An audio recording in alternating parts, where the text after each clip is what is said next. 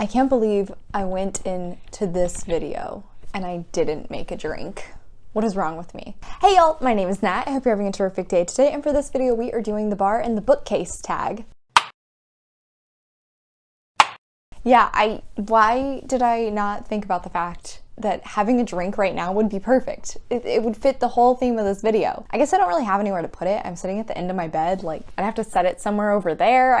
Yeah, let's blame that. That's why I didn't. This tag was originally created by the bar and the bookcase, and I'll put a link to his video in the description down below. I, however, was tagged by Britt at Slanted Spines, and I'll put a link to her video in the cards right here. Definitely go check it out. Britt is super sweet. She's so nice, and she always tags me in these videos, and I really appreciate it because I need an excuse to do them. This tag has a list of prompts based on a bunch of popular drinks. We'll see how many of them I actually know, because honestly, 9 times out of 10, I'm probably just drinking a Cosmo or like a vodka soda. First prompt, an old-fashioned historical fiction recommendation. Well, given the fact that I have a whole video of me reading different historical fictions and I loved majority of them, I had a list of ones I could easily go to, but I had to choose Gods of Jade and Shadow by Sylvia Moreno Garcia. I really loved this one. It is following this young woman who ends up accidentally bringing back to life the god of the dead, who was cast out by his brother, and now they are tied together and have to go on this adventure to try and help him take back his throne. It is also set in 1920s Mexico, and it is based on Mayan mythology. So creative, and gives this a fantastic atmosphere throughout the story. Plus, it really is just very reminiscent to fairy tales you grow up on. It reads almost like a Disney movie, but for adults, and I loved it. It was such a fun ride. This is one I can see myself coming back to eventually and rereading it. I actually want to try and see if I can get my niece to read this, because I think even though it's adult, she'd probably still be able to enjoy the story. Next up, Sidecar, book with a strong supporting character. So when I was planning this video, I actually had a different answer, but since then I have finished this book and I had to choose it.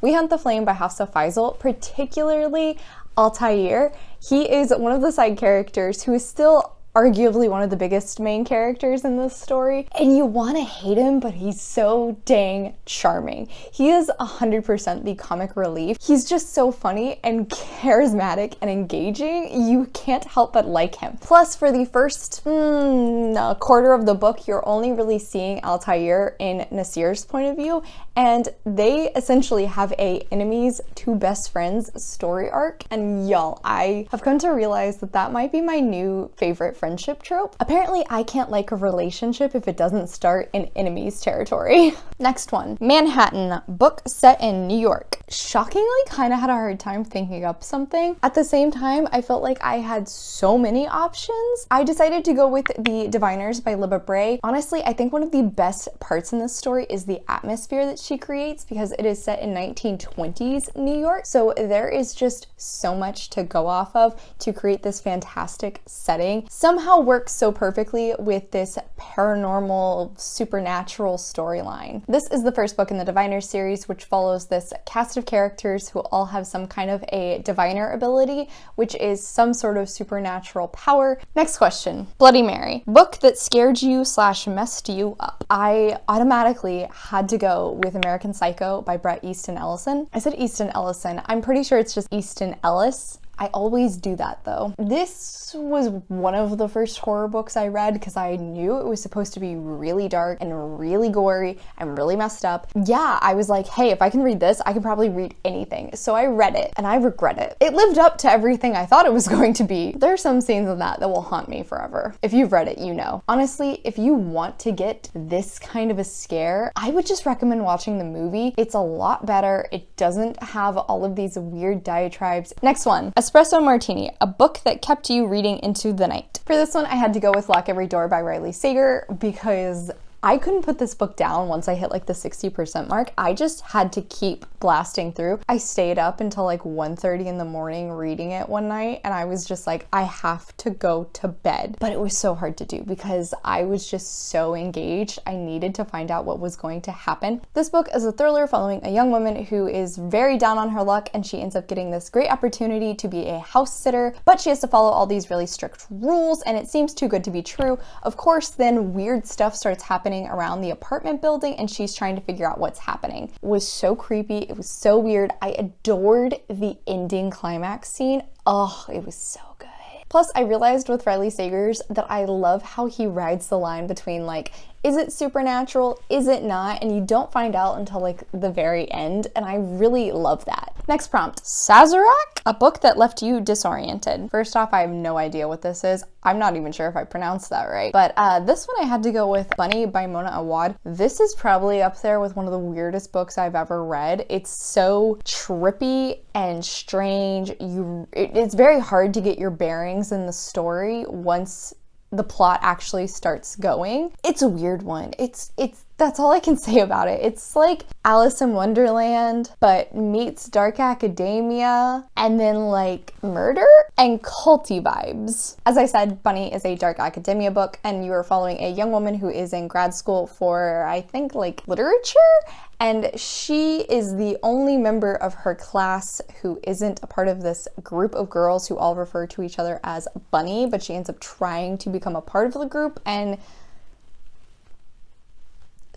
shit happens, like very nonsensical at times. It's really strange. It's kind of hard to distinguish what's actually happening and what's not. I gave it 4 stars. It was just kind of one of those where I finished it and I was like, what just happened? Next one, Long Island Iced Tea, a book that is doing too much. Bonus points if it works anyway. For this one, I had to go with Instant Karma by Marissa Meyer. This was her first contemporary book, and after reading the Lunar Chronicles, which I really enjoyed, I thought I'd try out some more of her stuff, and I was intrigued by this premise. It kind of has a magical realism aspect. In this story, we were following this young girl named Prudence who gets karma powers. She gets the ability to enact karma on someone instantaneously. However, for some reason, her powers don't work on her annoying lab partner from biology, and she is trying to work with him to make up a grade that she blames him for because she thinks he's a slacker. That sounded like a very fun premise, and I thought it was going to be really entertaining,